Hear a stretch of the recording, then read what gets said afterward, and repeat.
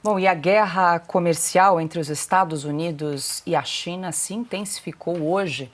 A China anunciou que vai elevar as tarifas sobre produtos americanos para 84% já a partir desta quinta-feira. A decisão de Pequim é uma resposta ao aumento das taxas americanas sobre produtos chineses, que chegaram a 104%. O governo chinês já havia anunciado uma tarifa de 34%, que agora será aumentada em 50 pontos percentuais. O governo comunista chinês acusa os Estados Unidos de infringirem direitos e de prejudicar o sistema de comércio multilateral. Hoje à tarde, Donald Trump anunciou numa rede social que vai aumentar de 104% para 125% a tarifa sobre produtos chineses. E nessa mesma publicação, o republicano também anunciou uma pausa de 90 dias no programa de tarifas recíprocas e que vai reduzir para 10% as tarifas de importação de países que não retaliaram a política de taxas implementadas na semana passada. Ana Paula Henkel, muito boa noite. Dia agitado aí nos mercados globais, agora com esse novo anúncio de Donald Trump, uma guerra comercial ali pontuada entre China e Estados Unidos, mais essa paralisação de 90 dias, essa trava, né, de 90 dias com os demais países, porque, Ana, desde que Trump anunciou aí o tarifaço, acho que mais de 50 países já procuraram os Estados Unidos para negociar, segundo inclusive o secretário de Tesouro, o Scott Bessent, que está fazendo aí essa intermediação e, pelo visto, está funcionando agora com esse anúncio da trava, né, de 90 dias para ajustar esse mercado global, mas a guerra com a China segue bastante acirrada, né, Ana? Boa noite, seja bem-vinda. Paula, talvez seja a nova Guerra Fria, né? Estamos diante da história. Boa noite, Paula, Piotr, Silvio. Meu mestre Augusto, que programa fantástico! Eu estava na audiência, que maravilhoso. Quem não assistiu, corra no YouTube depois do Sem Filtro e assista. Espetacular. Boa noite à nossa audiência. Ô, Paula, eu vou ser breve, porque eu confesso que eu estou doida para ouvir o Piotr. Algumas considerações aqui. Primeiro, em relação ao próprio mercado, sobe e desce, a montanha-russa que tem sido nos últimos 3 dias, né? Falaram Natal, Black Monday, que seria a segunda-feira negra, que tudo cairia e não aconteceu. O mercado passou por uma turbulência, os números caíram, subiram, muita volatilidade, mas Donald Trump bateu o pé, não recuou. Ontem a mesma coisa, o mercado subiu, desceu e Donald Trump seguiu a agenda dele, Paula, normal, durante todo o dia e numa calma impressionante. E quando perguntado sobre o mercado, sobre a montanha-russa, o sobe e desce, e ele disse: este é um remédio amargo, disse durante o dia todo, é um remédio amargo que nós estávamos precisando há muitos anos. E agora alguém tinha que fazer e eu me propus a fazer isso. Ontem também viralizou aqui nos Estados Unidos um vídeo de um candidato não republicano, independente, na eleição de 1992. George Bush pai estava tentando a reeleição, Bill Clinton apareceu como democrata e um candidato independente, que era o Ross Perot, bem na linha das políticas republicanas. Isso acabou dividindo o eleitorado republicano e Bill Clinton foi eleito. Mas ontem viralizou um vídeo dele em 1992, num debate, já falando de tudo isso que Donald Trump está dizendo que precisava de um freio de arrumação.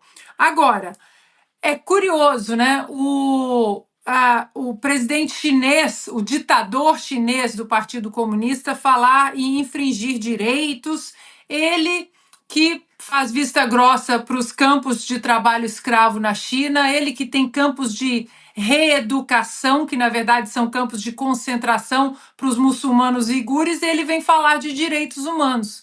É curioso isso. Portanto, Paula, o que demonstra aqui os números também da aprovação de Donald Trump só aumentam. Há mais ou menos 10 dias essa aprovação era de 51%. Ontem os números vieram com uma aprovação de 53%, ou seja, Ele está entregando tudo que ele prometeu na campanha. E o que ele fez? Ele exatamente usou as tarifas para colocar as pessoas sentadas à mesa para discutir a reciprocidade tarifária. E quanto à China, enquanto todos vêm à mesa conversar com Donald Trump para essa reciprocidade tarifária e econômica, paralelamente, Donald Trump, de uma maneira muito inteligente, começa a isolar a China. Então, Paula, parece que Donald Trump chegou à Casa Branca com um plano muito bem arquitetado, muito bem detalhado e muito bem desenhado pelas mentes mais brilhantes da economia dos Estados Unidos. E o mundo hoje está vendo. Bom, Piotr, estamos todos curiosos aí para ouvi-lo, porque realmente o mercado está vivendo aí uma montanha-russa de emoções desde o anúncio aí do tarifaço. E uma informação também interessante, Piotr, que o secretário do Tesouro, Scott Bessent, disse que primeiro eles lançaram as tarifas no varejo para todos, né? Com algumas alterações para todos os setores, mas agora essa trava de 90 dias, o Scott Bessent disse que Donald Trump quer sentar à mesa com todos e negociar sob medida tailor-made no varejo com cada um dos países. Por isso, esse período de 90 dias para eles terem tempo aí de analisar e estudar, né, caso a caso, os países que vieram à Casa Branca negociar. Paula, vamos lá.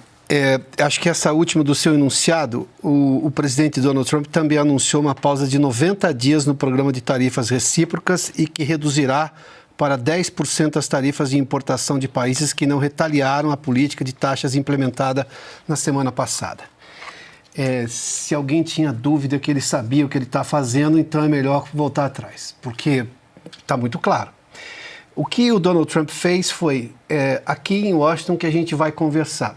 E ele vai individualizar a conversa. E antes de individualizar a conversa, ele diz assim, bom, como você não retaliou, então eu já vou suspender as tarifas, porque cada caso será um caso. É o melhor dos mundos, porque cada governante que vai lá conversar com Donald Trump tem que dar resposta para o seu público interno. Ninguém quer barulho interno. É a razão pela qual o queridinho dos globalistas, o Emmanuel Macron, não faz avançar o acordo Mercosul-União Europeia, porque ele tem problemas ali com os agricultores franceses.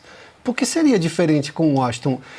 Vamos, digamos, tirar as ideologias e todos esses abusos de o Trump isso, o Trump aquilo. Não, peraí.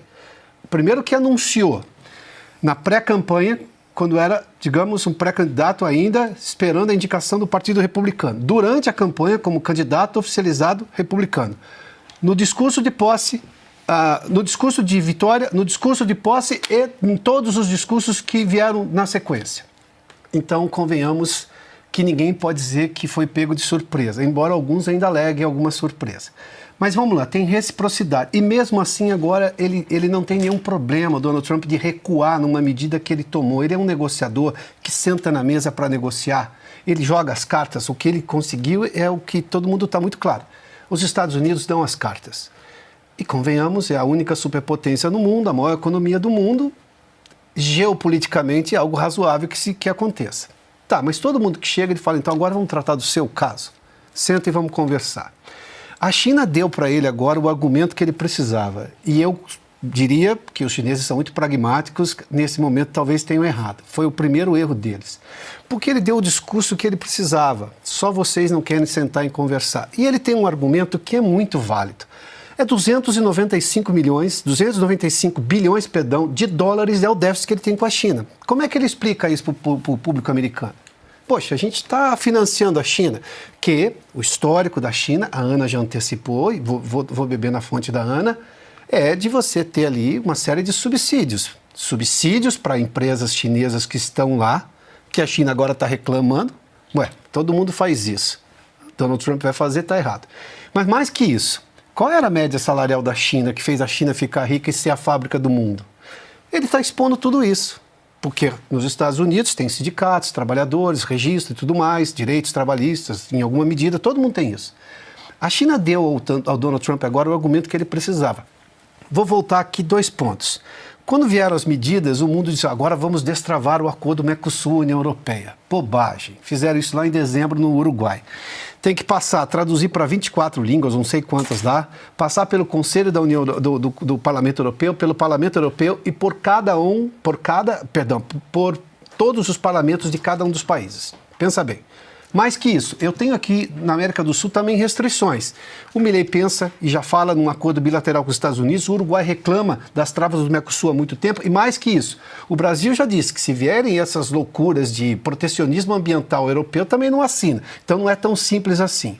A China foi lá e saiu dizendo que a Coreia do Sul e o Japão se juntariam a ela para fazer, digamos, uma retaliação conjunta no movimento contra o tarifaço americano. Não demorou 12 horas e os sul-coreanos e os japoneses disseram, não, nisso nós não estamos juntos, não. E mesmo assim, o acordo que poderia ser de livre comércio daqueles 3 países, eles produzem as mesmas coisas e dependem das mesmas coisas, são commodities. E produzem o quê? Eletroeletrônicos, veículos e produtos de alta tecnologia. Para quem que eles vão se vender? Não tem porquê. Um não oferece mercado para o outro. Quem tem o mercado, de novo vou no argumento, o ativo são os Estados Unidos. 340 milhões de pessoas que compram e têm poder aquisitivo para comprar e têm desejo de comprar. Neste momento, o mundo acorda todo dia querendo saber o que o Donald Trump tomou no café da manhã. Só que nos últimos 10, 20, 30, 40 anos ou mais, o mundo todo dia acorda querendo saber o que o presidente americano, seja ele quem for, tomou no café da manhã. O que significa dizer que há uma dependência da economia americana.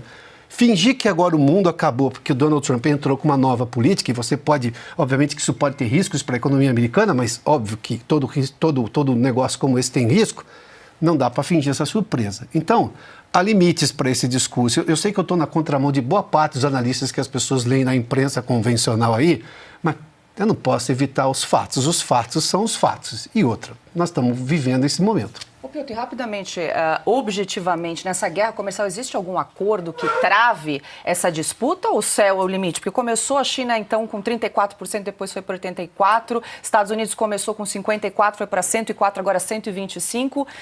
Tem alguma regra que limite essa... Não, porque você já não tem nenhuma organização multilateral que tenha poder sobre isso. A OMC não existe mais, só o Lula que fica falando de Organização Mundial do Comércio, não tem esse poder mais. Mas o que nós temos hoje é um isolamento do conflito entre Estados Unidos e China. Aí nós podemos dizer que tem uma guerra.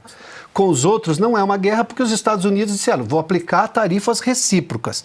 Se você fala, olha, você me cobra 20 e eu vou te aplicar 80, poxa, aí é uma guerra. Aí você está fazendo um gesto hostil. Com a China, agora sim, porque bate aqui, bate ali e vai. Só que quem tem um argumento concreto eu tenho déficit com você, eu tenho uma economia de mercado de verdade. Me permita só rapidamente, o que é uma economia de mercado livre?